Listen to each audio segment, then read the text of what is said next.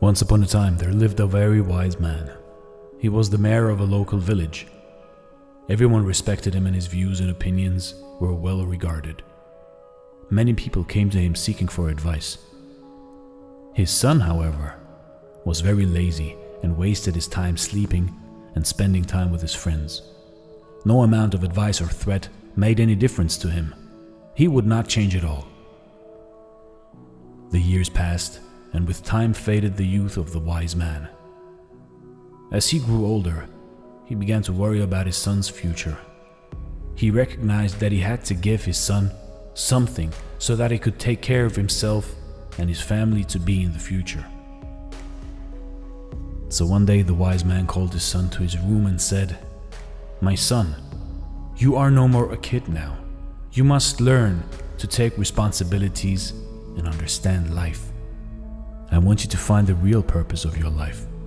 And once you find it, remember it always, and you will lead a life full of happiness and joy forever." He then handed his son a bag. When the son opened the bag, he was surprised to see 4 pairs of clothes, one for each season. There also were some raw foods, grains, lentils, little money, and a map. His father continued, "I want you to go find a treasure. I have drawn a map of the place where the treasure is hidden. You need to go and find it." The son loved this idea. For the first time, he thought that his father had a good idea for him. So the next day, he eagerly set out on a journey to find the treasure. He had to travel really far across borders, forests, plateaus, and mountains. Days turned into weeks, and weeks turned into months. Along the way, he met a lot of people. He was helped by some with food and by some with shelter. He also came across robbers who tried to rob him and people who tried to cheat him. He experienced the best and the worst of humanity on his way. Slowly the season changed, and so did the landscapes along with it. When the weather was unpleasant, he halted for the day and continued his journey when the weather cleared.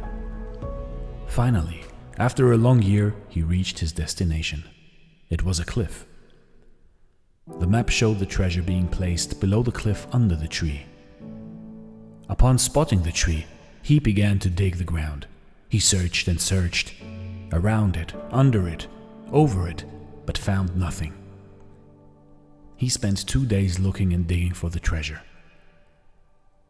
By the 3rd day, he was so exhausted that he decided to leave. Disappointed over his father's lie, he headed back to his home. On his way back, he experienced the same changing landscapes and seasons. This time, however, he halted to enjoy the blooming flowers in spring and the dancing birds in monsoon. He stayed in places only to watch the sun set in paradise or to enjoy pleasant summer evenings. Since the supplies he carried were over by then, he learned to hunt and make arrangements for his meals. He also learned how to sew his clothes and shelter himself. He was now able to determine the hour of the day by the position of the sun and plan his journey accordingly. He also learned how to protect himself from wild animals. He met the same people who had helped him earlier. This time he stayed a few days with them and helped them in some or the other way to repay them. He realized how nice they were to an ordinary passerby who had nothing to offer to them in return. When he reached home, he realized it had been 2 years since he left the place. He walked straight into his father's room. "Father," he said. The father immediately jumped to his feet and hugged his son. "So how was your journey, my son? Did you find the treasure?" he asked. "The journey was fascinating, father, but forgive me, for I wasn't able to find the treasure. Maybe somebody took it before I reached." He surprised himself by what he just said. He wasn't angry at his father. Instead, he was asking for forgiveness.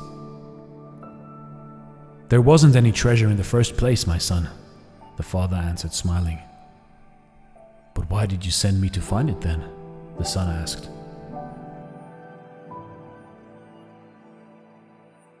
"I will surely tell you why, but first you tell me, how was your journey to the place? Did you enjoy it?" Of course not, Father.